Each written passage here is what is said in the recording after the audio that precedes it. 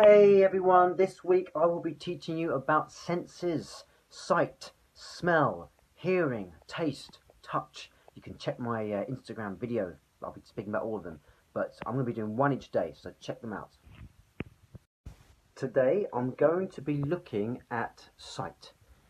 You see how I used looking there and see, which are the two most common verbs associated with sight, and they weren't used in a literal way.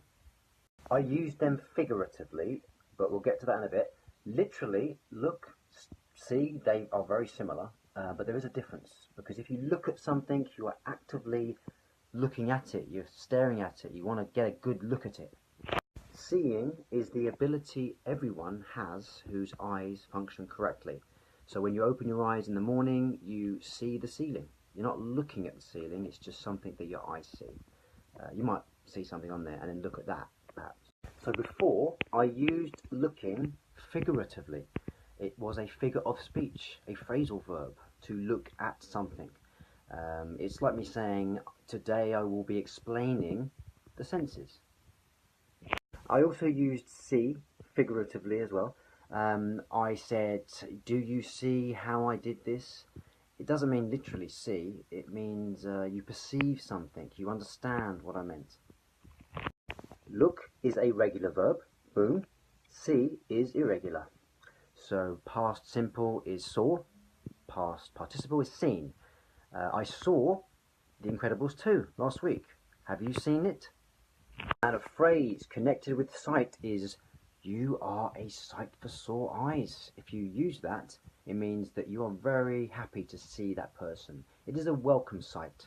So try using that when you see something that you like.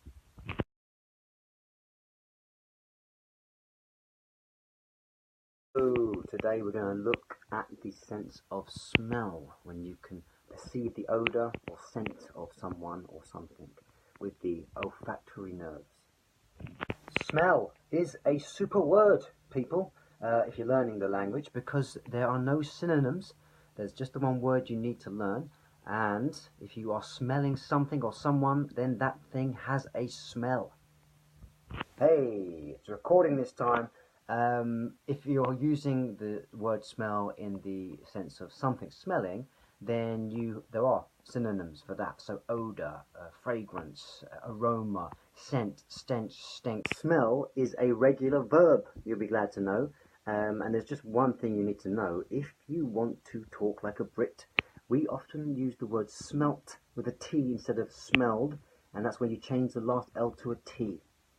So if you asked me, Rob, how did you smell yesterday? I would say, I smelt wonderful. My aftershave was fantastic. How do you smell today? Ooh, pungent. So today I will be looking at or explaining the sense of hearing. There are the two verbs, to hear, to listen, but they are different and they don't mean the same thing.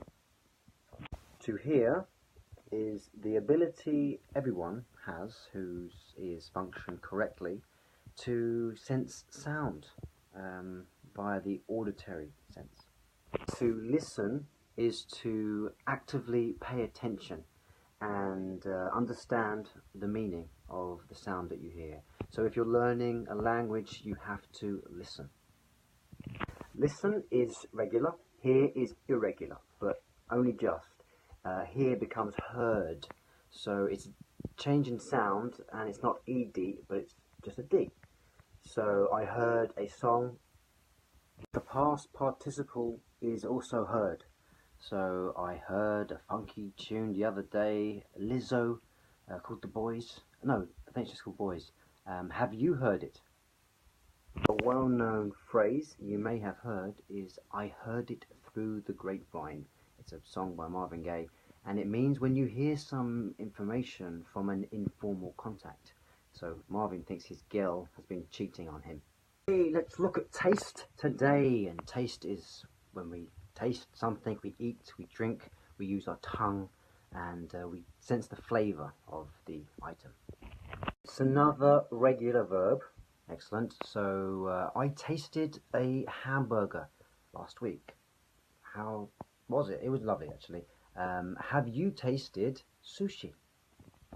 So instead of saying to someone, what kind of films do you like, what kind of music are you into, you can just say, what's your taste in films? What's your taste in music? Taste is also used figuratively when you experience something briefly. So let's say you go to Paris for the weekend. You can say, I had a taste of Paris. Also, if someone does something disagreeable to you, they're unkind to you, you can say that their actions were in bad taste. Final sense, touch. Touch, when you use your hands or your fingers to touch something, someone, or to feel something or someone. Figuratively, you can be touched by something emotionally, with your feelings. You could be touched with happiness, with sadness. If you've seen a film or you've heard a piece of music, it touches you. Touch can also be used when you're talking about someone's ability or their skill or their knack to do something. So if they've lost their ability, you can say they've lost their touch. It's a regular verb, touch. So I was touched by that performance I saw last week. The French football team, they touched the World Cup. They lifted it too. Lucky people. Some phrasal verbs here with touch. There is touch on. When you touch on something, you are talking about it briefly. So, did Julie tell you about her holiday? She touched on it briefly. Touch base with someone. So if you touch base, then you're catching up with someone, you're making contact with someone. You may be going to, I don't know, Berlin, and you're meeting a friend, you're touching base with them.